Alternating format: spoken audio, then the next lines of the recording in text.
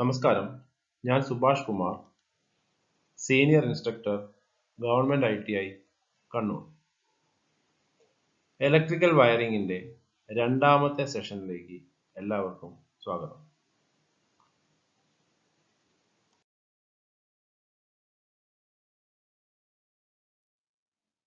കഴിഞ്ഞ സെഷനിൽ നമ്മൾ പഠിച്ചത് ജനറൽ ഇലക്ട്രിക്കൽ ആക്സസറീസും അതിന്റെ ഡീറ്റെയിൽസിനെ പറ്റിയായിരുന്നു. ഇന്നത്തെ ഈ സെഷനിൽ നമ്മൾ ഡിസ്കസ് ചെയ്യുന്നത് ജനറൽ റൂൾസ് ഫോർ വയറിംഗ്. വയറിംഗിന്റെ റൂൾസ് എന്ന് പറഞ്ഞു കഴിഞ്ഞാൽ അത് വളരെ വലിയൊരു ഭാഗമാണ്. അതിനെ ഭാഗങ്ങളായി തിരിച്ചു പഠിക്കാം. അതിലെ ഒന്നാം ഭാഗമാണ് ഇന്ന് ഡിസ്കസ് ചെയ്യുന്നത്.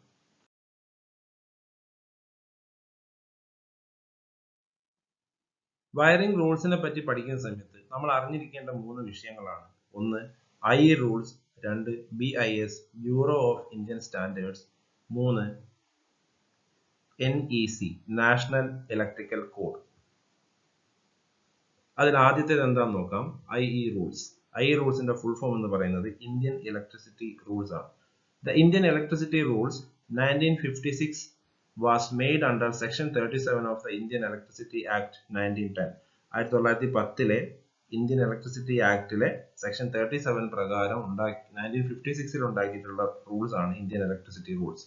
ഇന്ന് നമ്മൾ ഉപയോഗിക്കുന്നത് 2003 അമെൻഡ് ചെയ്യപ്പെട്ടിട്ടുള്ള, അതായത് 1956 റൂൾ ഇറങ്ങിയത്, അതിനെ അമെൻഡ് ചെയ്തിട്ടുള്ള റൂൾസ് ആണ് ഇന്ന് ഉപയോഗിക്കുന്നത്. എന്തുമായിട്ട് ബന്ധപ്പെട്ടുള്ള കാര്യങ്ങളാണ് ഐ റൂൾ പറയുന്നത് എന്നാണ് അടുത്തത് പറയുന്നത്. I rules mainly dealt with: 1 appointment of inspectors and their duties, 2 licensing provisions, 3 general safety requirements, 4 condition relating to supply and use of energy.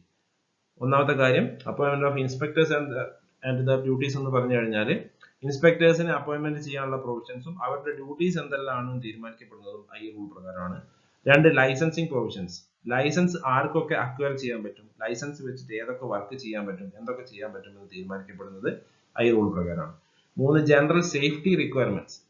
Wiring ചെയ്യുന്ന സമയത്ത് സേഫ്റ്റിയുമായിട്ട് ബന്ധപ്പെട്ടുള്ള എന്തെല്ലാം കാര്യങ്ങൾ കീപ്പ് ചെയ്തുകൊണ്ട് വേണം വയറിംഗ് ചെയ്യാൻ എന്നുള്ളത് തീരുമാനിക്കപ്പെടുന്നത് ഐ റൂൾ പ്രകാരമാണ്. 4 conditions relating to supply and use of energy. Supply നമുക്ക് കേരളത്തിൽ തരുന്നത് KSEB ആണെന്ന് നിങ്ങൾക്ക് എല്ലാവർക്കും അറിയാം. KSEB സപ്ലൈ തരുന്ന സമയത്ത് എന്തെല്ലാം പാലിക്കേണ്ടതുണ്ട്, അതേപോലെ തന്നെ യൂസ് ചെയ്യുന്ന സമയത്ത്, എനർജി യൂസ് ചെയ്യുന്ന സമയത്ത് നമ്മൾ എന്തെല്ലാം പാലിക്കേണ്ടതുണ്ട്, ഇതെല്ലാം തന്നെ തീരുമാനിക്കപ്പെടുന്നതിന്റെ ബേസിക് റൂൾ ആണ് ഇന്ത്യൻ ഇലക്ട്രിസിറ്റി റൂൾസ് എന്ന് പറയുന്നത്.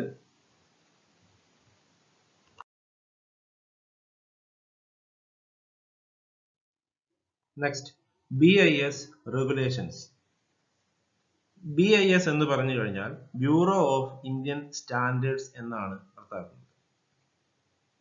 ഐ റൂളിൽ പറഞ്ഞതുപോലെ സേഫ്റ്റിക്ക് വേണ്ടിയിട്ട് എന്തൊക്കെ ചെയ്യണം വയറിങ്ങിനകത്ത്, അതേപോലെ എനർജി യൂസ് ചെയ്യുമ്പോൾ എന്തെല്ലാം ചെയ്യണം എന്നത് പറഞ്ഞ പോലെ മെറ്റീരിയൽസ് ഉപയോഗിക്കുന്ന സമയത്ത്, നമ്മൾ ഇലക്ട്രിക്കൽ വയറിങ്ങിന്റെ മെറ്റീരിയൽസ് ഉപയോഗിക്കുന്ന സമയത്ത് ഏതെല്ലാം തരത്തിലുള്ള മെറ്റീരിയൽ ഉപയോഗിക്കണം, എന്തെല്ലാം ഹോൾ മാർക്കിങ്ങും ഉള്ള മെറ്റീരിയൽ ഉപയോഗിക്കണം. നിങ്ങൾക്ക് എല്ലാവർക്കും അറിയാം, നമ്മൾ ജനറൽ ആയിട്ട് യൂസ് ചെയ്യുന്നത് എല്ലാ മെറ്റീരിയലും എന്തുള്ളതാണ്, ISI മാർക്ക്, ഇന്ത്യൻ സ്റ്റാൻഡേർഡ് ഇൻസ്റ്റിറ്റ്യൂട്ടിന്റെ മാർക്കുള്ള മെറ്റീരിയൽസ് മാത്രമേ ഉപയോഗിക്കാവൂ എന്നുള്ള കാര്യങ്ങൾ, അതുപോലെയുള്ള കാര്യങ്ങളെല്ലാം തീരുമാനിക്കുന്നത് ആരാണ്? ബ്യൂറോ ഓഫ് ഇന്ത്യൻ സ്റ്റാൻഡേർഡ്സ് ആണ്.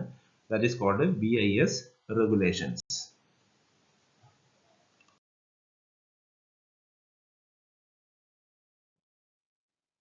അടുത്തത് national electrical code. Understanding the code that keeps us safe. അതിന്റെ അഡ്വർടൈസിംഗ് തന്നെ NEC പറയുന്നതാണ്. നാഷണൽ ഇലക്ട്രിക്കൽ കോഡിൽ NE കോഡ് എന്നാണ് നമ്മൾ പറയാറ്. NE കോഡ് ആദ്യമായിട്ട് ഇന്ത്യയിൽ അവതരിപ്പിക്കപ്പെട്ടത് 2011 2011. ഇപ്പോൾ 2020 വരെ അത് അമെൻഡ് ചെയ്തിട്ടുണ്ട്. 2020 ജനുവരിയിലാണ് ലാസ്റ്റ് ആയിട്ട് അമെൻഡ് ചെയ്തിട്ടുള്ളത്. Electricity is everywhere and it affects every aspect of our lives. നിങ്ങൾക്കറിയാം, ഇലക്ട്രിസിറ്റി ഇല്ലാതെ നമുക്ക് ജീവിക്കാൻ പറ്റാത്ത അവസ്ഥയിലാണ് ഇന്ന് എല്ലാവരുടെയും ലൈഫ് എന്ന് പറയുന്നത്. അത് നഷ്ടപ്പെടുമ്പോൾ മാത്രമേ, അതായത് ഇലക്ട്രിസിറ്റി ഇല്ലാതാവുമ്പോൾ മാത്രമേ ഇലക്ട്രിസിറ്റി അത്രത്തോളം, അതായത് കറണ്ട് ഉണ്ട് അല്ലെങ്കിൽ സപ്ലൈ ഉണ്ട് എന്ന് പറയുന്ന സമയത്തുള്ള അത്ര കംഫർട്ട് നമുക്ക് ലൈഫിൽ എന്ത് കിട്ടില്ല, ഇലക്ട്രിസിറ്റി ഇല്ലാത്ത സമയത്ത് നമുക്ക് കിട്ടുന്നില്ല. Next, codes and standards help us use electricity in a safe and efficient manner. ഈ NE കോഡ് ഉണ്ടാക്കിയിട്ടുള്ളത് ഇലക്ട്രിസിറ്റിയെ നമുക്ക് സേഫ് ആൻഡ് എഫിഷ്യന്റ് ആയിട്ട്, എങ്ങനെ ഉപയോഗിക്കാം എന്നുള്ളത് നിയമപരമായിട്ട് പറഞ്ഞു തരാൻ വേണ്ടിയിട്ടാണ്. ദാറ്റ് മീൻസ് സേഫ് എന്ന് പറയുന്നത് എന്താണ്? നമുക്കറിയാം ഇലക്ട്രിസിറ്റി എന്ന് പറയുന്നത് ഏറ്റവും കൂടുതൽ ഡേഞ്ചറസ് ആയിട്ടുള്ള ഒരു കാര്യമാണ് അറിയാത്ത രീതിയിൽ അത് ഉപയോഗിച്ചു കഴിഞ്ഞാൽ.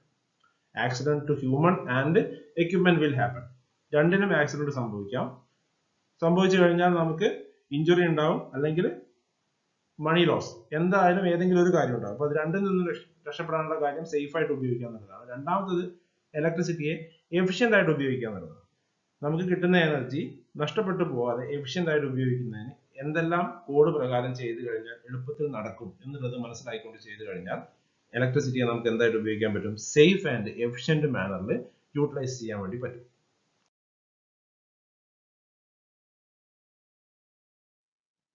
നമ്മൾ ഇതുവരെ പറഞ്ഞിട്ടുള്ള 3 കാര്യങ്ങൾ: 1 I rule, 2 BIS, 3 NE code. ഇത് പ്രകാരമുള്ള റൂൾസ് ആൻഡ് റെഗുലേഷൻസ് എന്താണ് എന്ന് നോക്കാം. അതിൽ ആദ്യമായിട്ട് പറയുന്ന റൂൾസ് ആൻഡ് റെഗുലേഷൻസ് എന്ന് പറയുന്നത് ഫിറ്റിംഗ്സ്, ആക്സസറീസ്, വർക്ക്മാൻഷിപ്പ്. ഫിറ്റിംഗ്സും ആക്സസറീസും എങ്ങനത്തെ ആയിരിക്കണം, വർക്ക്മാൻഷിപ്പ് എങ്ങനെയുള്ള ആളുകളായിരിക്കണം ചെയ്യുന്നത് എന്നാണ് പറയുന്നത്. First point: all fittings, accessories and appliances used in wiring installation shall conform to Indian standards. That is, accessories with ISI mark should be used. വയറിങ്ങിന് ഉപയോഗിക്കുന്ന fittings, accessories, appliances, that means നമ്മൾ ഉപയോഗിക്കുന്ന pipe, switch board, bulb holder, tube എല്ലാം തന്നെ ISI marking ഉള്ളതായിരിക്കണം എന്നാണ് ആദ്യത്തെ rule പറയുന്നത്. രണ്ടാമത്തെ point: the system should provide ease of access to fittings for maintenance and possible modification. System, wiring system നമ്മൾ സെലക്ട് ചെയ്യുന്നത് എങ്ങനത്തെ ആയാലും എങ്ങനെ തന്നെയുള്ള ആക്സസറീസ് ആണ് നമ്മൾ ഫിറ്റ് ചെയ്യുന്നത് എങ്കിലും അത് എളുപ്പത്തിൽ റിപ്പയർ ചെയ്യാനും മോഡിഫൈ ചെയ്യാനും നമുക്ക് അതിനടുത്തേക്ക് എത്താൻ പറ്റുന്ന രീതിയിലായിരിക്കണം സിസ്റ്റം ചെയ്തിട്ടുണ്ടാവുന്നത് എന്നാണ് രണ്ടാമത്തെ പോയിന്റ്. മൂന്നാമത്തെ റൂൾ എന്ന് പറയുന്നത് erecting, maintenance and modification to the system shall be done by licensed wireman under the supervision of licensed supervisor by licensed contractor. എന്ന് വെച്ചാൽ വയറിങ്ങിന്റെ ഇറക്ഷൻ, മെയിൻ്റനൻസ്, മോഡിഫിക്കേഷൻസ് എല്ലാം തന്നെ ലൈസൻസ് ഉള്ള വയർമാൻ ആണ് ചെയ്യേണ്ടത്. ആ വയർമാൻ ലൈസൻസ് ഉള്ള ആളാണ് അത് ചെയ്യുന്നത് എങ്കിൽ അതിനെ സൂപ്പർവൈസ് ചെയ്യാൻ വേണ്ടിയിട്ട് സൂപ്പർവൈസറി ലൈസൻസ് അല്ല, സൂപ്പർവൈസർ ആവശ്യമാണ് വിത്ത് എ കോൺട്രാക്ടർ. കോൺട്രാക്ടറുടെ കീഴിലായിരിക്കണം ആര് വർക്ക് ചെയ്യുന്നത്? സൂപ്പർവൈസറും വയർമാനും വർക്ക് ചെയ്യുന്നത്. അങ്ങനെയുള്ള സ്ഥലങ്ങളിൽ അങ്ങനെയുള്ള ആളുകൾ മാത്രമേ വയറിംഗ്, മെയിൻ്റനൻസ്, ഇറക്ഷനും മോഡിഫിക്കേഷൻ എല്ലാം ചെയ്യാൻ പാടുള്ളൂ എന്നാണ് പറയുന്നത് rule. Next, the wireman, supervisor and the contractor should be licensed under Indian electricity rules. വയർമാനും സൂപ്പർവൈസറും കോൺട്രാക്ടറും ഇന്ത്യൻ ഇലക്ട്രിസിറ്റി റൂൾസ് പ്രകാരം ലൈസൻസ്ഡ് ആയിട്ടുള്ള ആൾക്കാരായിരിക്കണം. അങ്ങനെയുള്ള ആളുകൾ മാത്രമേ വയറിംഗ് ചെയ്യാനും വയറിംഗിന്റെ മെയിൻ്റനൻസും മോഡിഫിക്കേഷനും എല്ലാം ചെയ്യാൻ പാടുള്ളൂ എന്നാണ് റൂൾ പറയുന്നത്.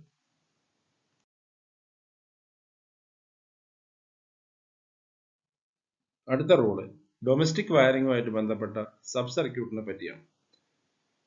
Sub-circuit in domestic wiring. It is broadly classified into two categories. Sub-circuitനെ ഡൊമസ്റ്റിക് വയറിംഗിൽ നമ്മൾ 2 ടൈപ്പ് സബ് സർക്യൂട്ട് ആയിട്ടാണ് ക്ലാസിഫൈ ചെയ്തിട്ടുള്ളത്. ഒന്നാമത്തത് light fan sub circuit, 2 power sub circuit.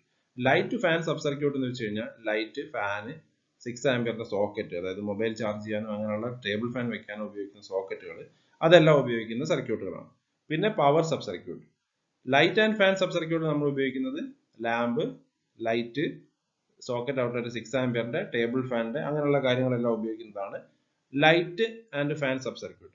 Power circuit എന്ന് പറയുന്നത് the part of complete installation that supplies appliances like hot plate, electric iron, small single phase motors etcetera. എന്ന് വെച്ചാൽ പവർ സർക്യൂട്ടിനകത്ത് നമ്മൾ ഉപയോഗിക്കുന്നത് എന്തെല്ലാം? Electric iron, mixer, grinder, hot plate, ഇതെല്ലാം ഉപയോഗിക്കുന്നത് പവർ കൂടുതലായിട്ട് കൺസ്യൂം ചെയ്യുന്ന അപ്ലയൻസസ് ഉപയോഗിക്കുന്ന സർക്യൂട്ടിനാണ് നമ്മൾ പവർ സബ് സർക്യൂട്ട് എന്ന് പറയുന്നത്. അപ്പോൾ സബ് സർക്യൂട്ടിനെ നമ്മൾ ഡൊമസ്റ്റിക് വയറിങ്ങിനകത്ത് 2 ആയിട്ട് ക്ലാസിഫൈ ചെയ്തിട്ടുണ്ട്. 1 ലൈറ്റ് ആൻഡ് ഫാനും, 2 പവർ സബ് സർക്യൂട്ടും.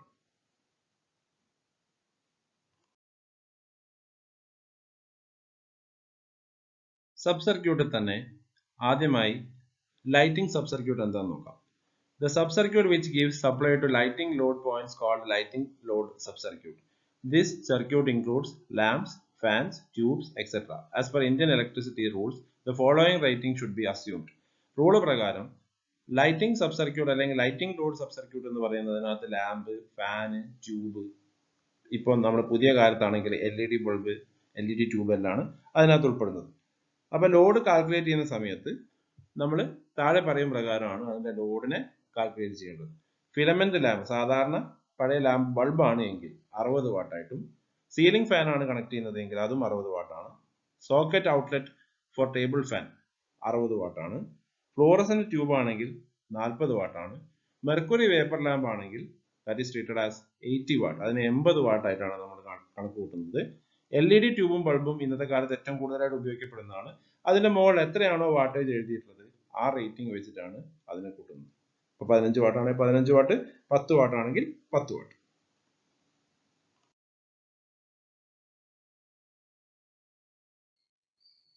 ഇനി നമുക്ക് സബ് സർക്യൂട്ടിനെ ഡിസൈൻ ചെയ്യുന്ന സമയത്ത് എന്തെല്ലാമാണ് ശ്രദ്ധിക്കേണ്ടത് എന്നുള്ള റൂൾസ് നോക്കാം.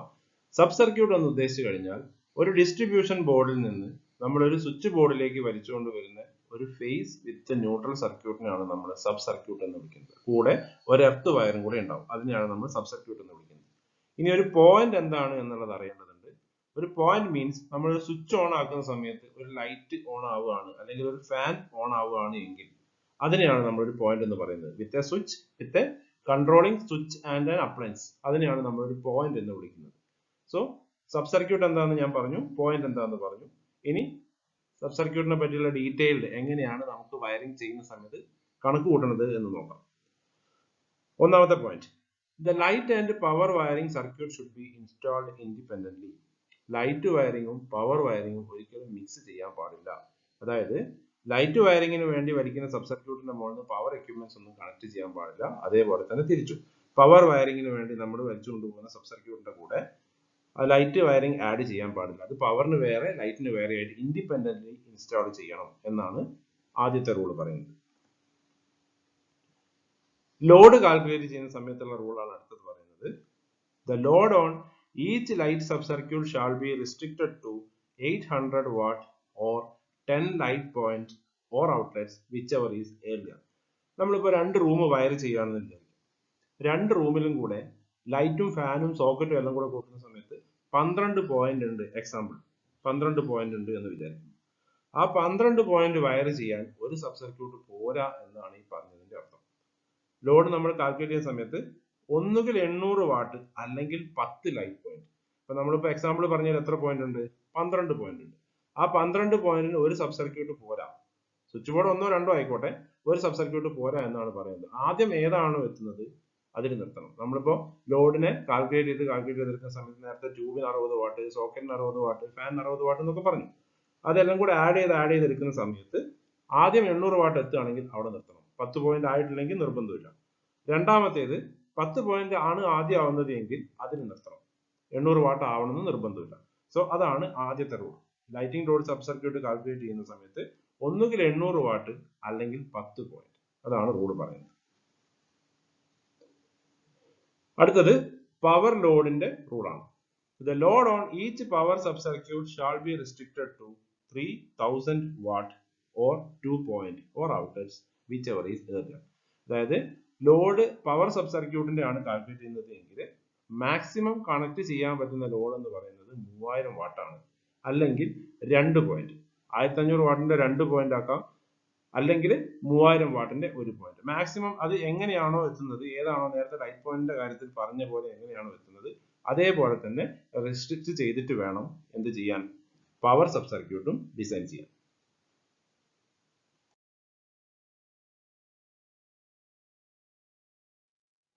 General rules and recommendations for lighting wiring ആണ്.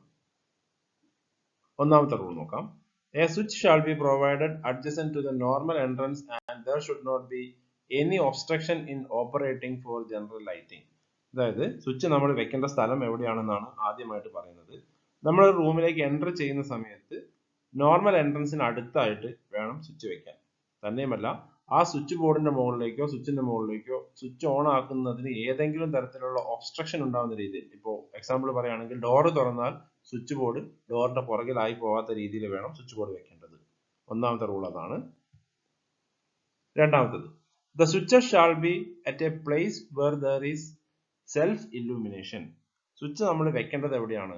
സെൽഫ് ഇല്ലുമിനേഷൻ, അതായത് ഒരു ലൈറ്റ് നമ്മൾ ഡോർ തുറന്ന് എൻ്റർ ചെയ്ത് ഓൺ ആക്കി കഴിഞ്ഞാൽ, ഡോറിന്റെ അടുത്താണ് സ്വിച്ച് ഉള്ളത് എന്നുള്ളത് നമുക്ക് മനസ്സിലാക്കാൻ പറ്റും. ആ സ്വിച്ച് ഓൺ ആക്കി കഴിഞ്ഞാൽ ബാക്കി ഏതെങ്കിലും സ്വിച്ച് ബോർഡുകൾ ഉണ്ട് എങ്കിൽ ആദ്യത്തെ ഓൺ ആവുന്ന ലൈറ്റ് കൊണ്ട് തന്നെ സെൽഫ് ഇല്ലുമിനേറ്റ് ആവുന്ന സ്ഥലത്തായിരിക്കണം ബാക്കിയുള്ള എല്ലാ സ്വിച്ച് ബോർഡും.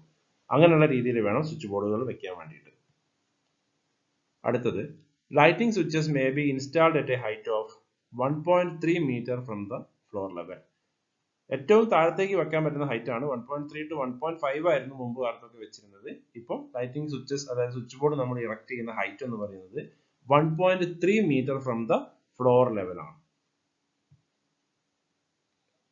അതുപോലെ തന്നെ അടുത്തത്, two way switching is recommended for large halls and staircase.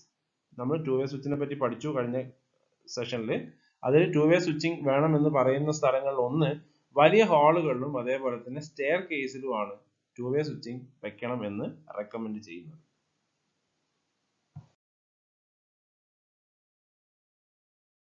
ലൈറ്റിംഗുമായിട്ട് ബന്ധപ്പെട്ട അടുത്ത റൂൾ നോക്കാം.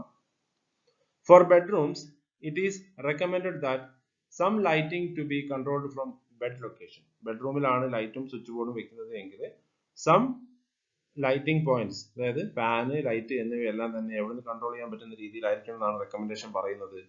ബെഡിൽ നിന്ന് കൺട്രോൾ ചെയ്യാൻ ബെഡ് സ്വിച്ച് വേണം എന്നാണ് ഉദ്ദേശിക്കുന്നത്. അടുത്തത്, for kitchen working surface shall be well illuminated and there should not be any shadow. Kitchen ആണ് ലൈറ്റിംഗ് ഉദ്ദേശിക്കുന്നത് എങ്കിൽ അതിന്റെ ലൈറ്റിംഗ് ആക്സസറി നമ്മൾ ഫിറ്റ് ചെയ്യുന്ന സമയത്ത് വർക്കിംഗ് സർഫേസിലേക്ക് നല്ല ഇല്ലുമിനേഷൻ, നല്ല ലെവലിലുള്ള വെളിച്ചം കിട്ടുകയും വേണം. കൂടാതെ ഷാഡോ ഉണ്ടാവാനും പാടില്ല. അടുത്തത്, for bathrooms no switch board shall be accessible with wet hands. ബാത്റൂമിനകത്ത് സ്വിച്ച് ബോർഡ് വെക്കുന്നുണ്ട് എങ്കിൽ ബാത്ത് ടബിനടുത്തോ ഷവറിനടുത്തോ ആയിട്ട് വെക്കാൻ പാടില്ല, കുറച്ച് ദൂരത്തായിട്ടാണ് വെക്കേണ്ടത് എന്നാണ് ഈ പറയുന്നതിന്റെ അർത്ഥം. Next, switches and light fittings fitted at outdoor should have IP ബ്രാക്കറ്റിൽ ingress protection according to location. Ingress protection എന്ന് പറഞ്ഞു കഴിഞ്ഞാൽ സ്വിച്ചും ലൈറ്റും നമ്മൾ പുറത്താണ് വെക്കുന്നതെങ്കിൽ, ഔട്ട്ഡോറിലാണ് വെക്കുന്നത് എങ്കിൽ അതിന് ഇൻഗ്രസ് പ്രൊട്ടക്ഷൻ റേറ്റിംഗ് ഉണ്ടായിരിക്കണം അക്കോർഡിംഗ് ടു ലൊക്കേഷൻ. നിങ്ങളിപ്പോൾ ഏതെങ്കിലും ലൈറ്റോ സ്വിച്ചോ ഒക്കെ എടുത്ത് നോക്കുകയാണെങ്കിൽ അതിന് മുകളിൽ കാണാൻ പറ്റും IP 64, 65, 66 എന്നൊക്കെ കാണാൻ പറ്റും. ഇൻഗ്രസ് പ്രൊട്ടക്ഷൻ എന്ന് പറയുന്നത് മോയ്സ്ചറിനെ പ്രൊട്ടക്ട് ചെയ്യാനും അതേപോലെ ഡസ്റ്റിനെ പ്രൊട്ടക്ട് ചെയ്യാനുള്ള നമ്പറാണ്. നമ്മൾ വെക്കുന്ന ലൊക്കേഷൻസ് അനുസരിച്ച് പൊടിയെ മാത്രമാണോ അകത്തോട്ട് കടത്തിവിടുന്നത് അറിയേണ്ടത്, അതുപോലെ ചെറിയ മഴയാണോ വലിയ മഴയാണോ എന്നൊക്കെ നോക്കിയിട്ട് പ്രൊട്ടക്ട് ചെയ്യാൻ പറ്റുന്ന രീതിയിലുള്ള ആക്സസറീസും ഫിറ്റിംഗ്സും അവൈലബിൾ ആണ്.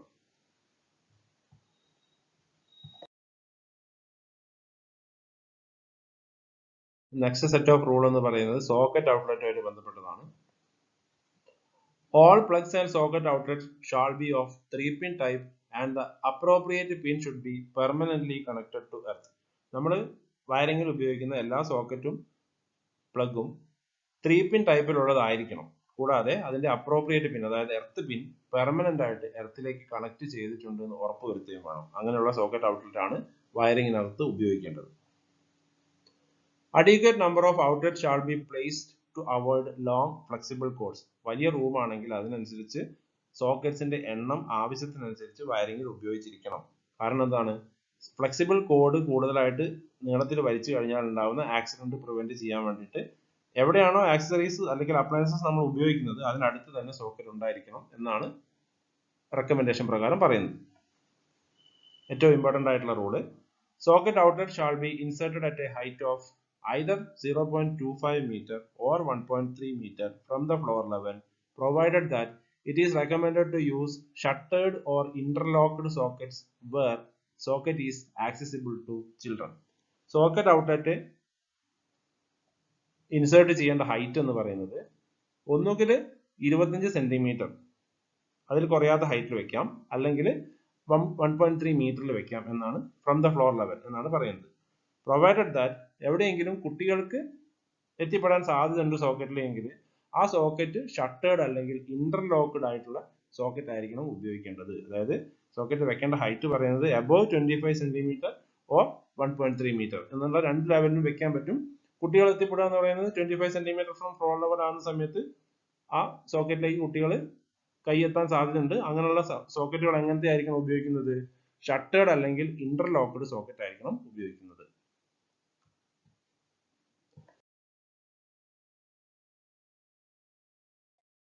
സോക്കറ്റ് ഔട്ട്ലെറ്റിന്റെ റൂൾ കണ്ടിന്യൂ ചെയ്യുന്നു. No socket outlet shall be provided in the bathroom at a height not less than 1.3 meter. ബാത്റൂമിൽ സോക്കറ്റ് ഔട്ട്ലെറ്റ് ഇപ്പോൾ ഹീറ്ററിനൊക്കെ ആണെങ്കിൽ ചിലപ്പോൾ വെക്കേണ്ടി വരും. അങ്ങനെ വെക്കുന്നുണ്ട് എങ്കിൽ അതിന്റെ മിനിമം ഹൈറ്റ് എന്ന് പറയുന്നത് സോക്കറ്റ് ഔട്ട്ലെറ്റിന്റെ 1.3 മീറ്റർ ആയിരിക്കണം. അതിൽ കുറഞ്ഞിട്ട് ബാത്റൂമിൽ സോക്കറ്റ് ഔട്ട്ലെറ്റ് ഫിറ്റ് ചെയ്യാൻ പാടില്ല.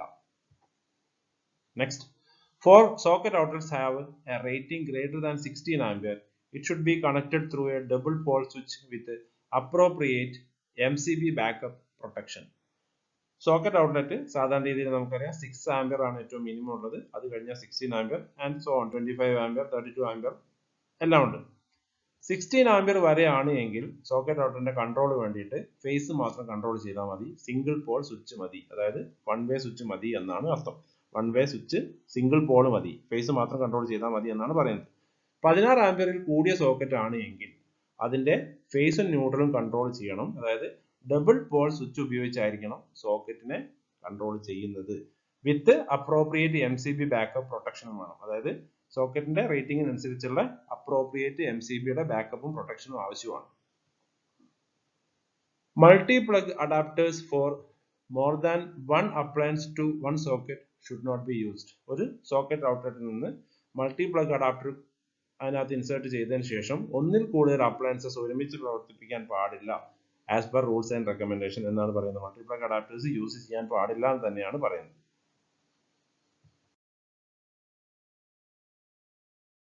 ഇന്നത്തെ സെഷൻ ഇവിടെ അവസാനിക്കുകയാണ്.